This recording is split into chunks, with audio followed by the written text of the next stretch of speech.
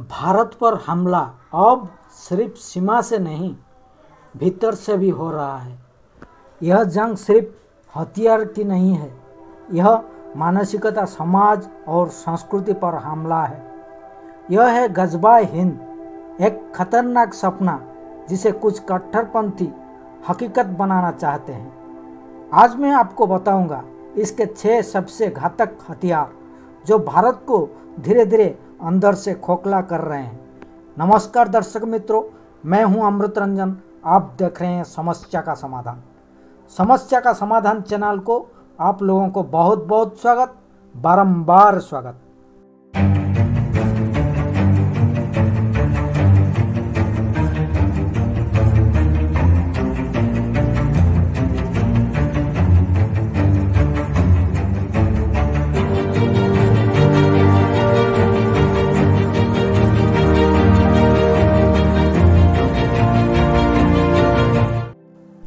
समस्या का समाधान चैनल को आप लोगों को पुनर्बार स्वागत।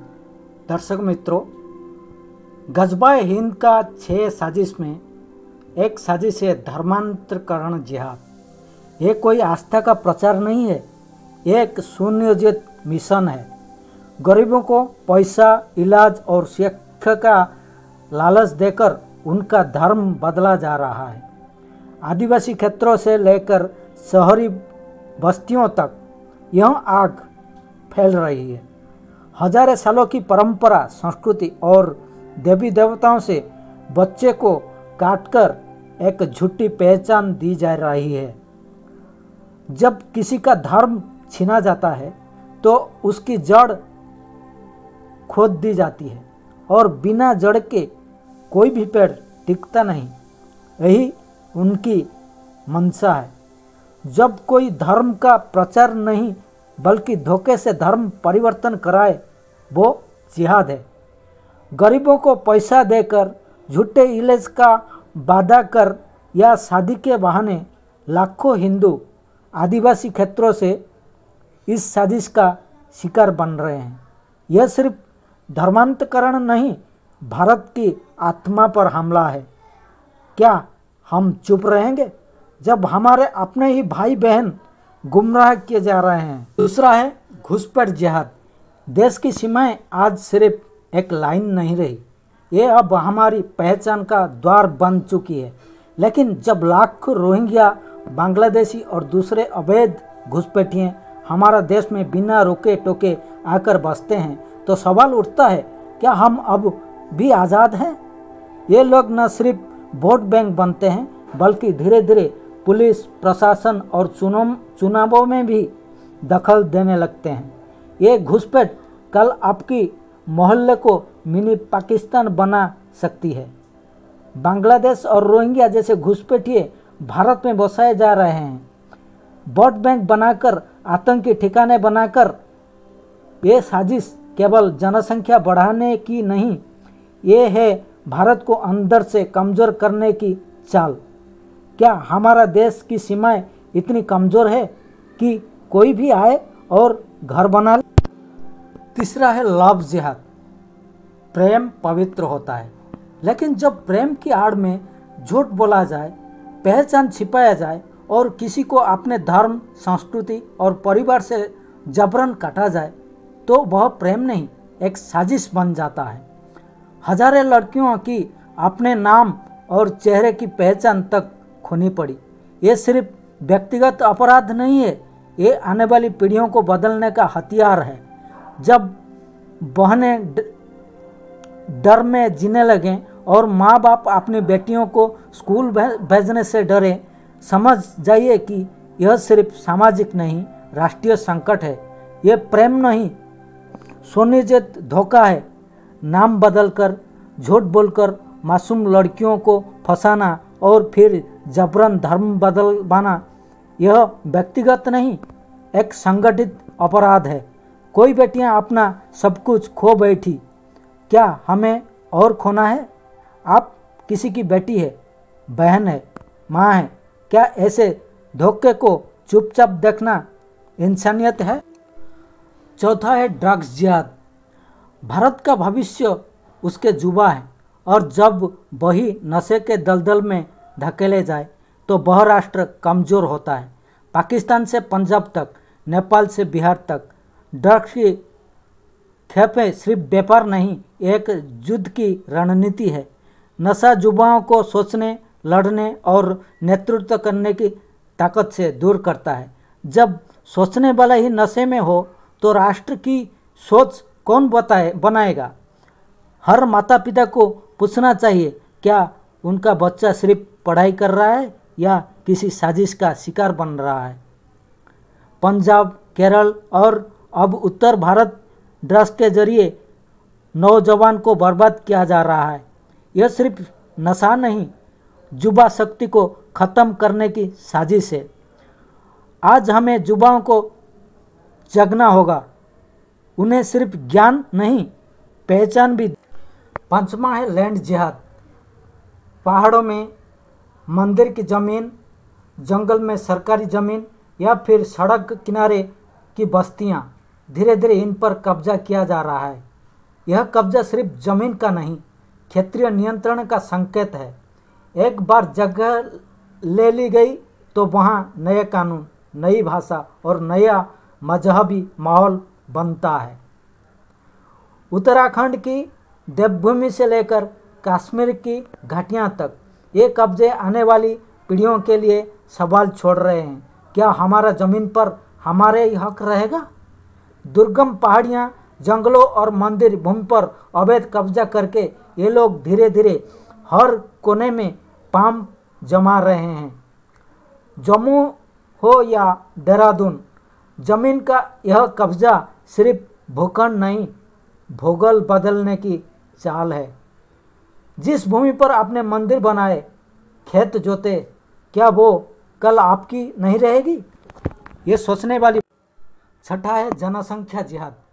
भारत की संविधान में सबको बराबरी का हक दिया, लेकिन जब एक समुदाय जिम्मेदारी से 2 बच्चा को पालता है और दूसरा जानबूझकर 10 पैदा करता है, तो यह असंतुलन राष्ट्र की नींव भी हिला सकता है। स्कूल, अस्पताल, संसाधन, नौकरियां सब सीमित है। जब एक पक्ष इनका ज़्यादा उपयोग करे तो दूसरे पक्ष को नुकसान होता है। यह कोई पारिवारिक निर्णय नहीं, एक राजनीतिक और सांस्कृतिक रणनीति है, ताकि संख्या के बल पर लोकतंत्र को ही झुका दिया जाए। अगर एक समुदाय 2 बच्चों पर रुकता है और दूसरा 8-10 पैदा करता है, तो यह सिर्फ सांस्कृतिक असंतुलन नहीं है, एक साजिश है। वोट बैंक, शक्ति और भविष्य सब कुछ इसी जनसंख्या के जरिए तय किया जा रहा है। आपका मौन कल आपको बच्चे की आवाज़ छीन सकता। अगर गजबाए हिंद सफल हो गया तो क्या होगा? शरिया कानून लागू होगा। शरिया कानून क्या है?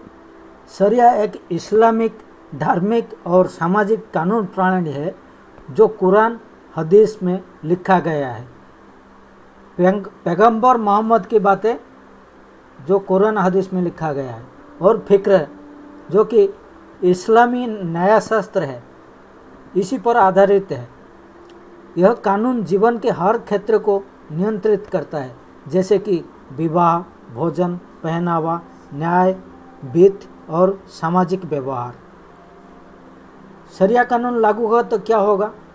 भारतीय संविधान का अंत हो जाएगा।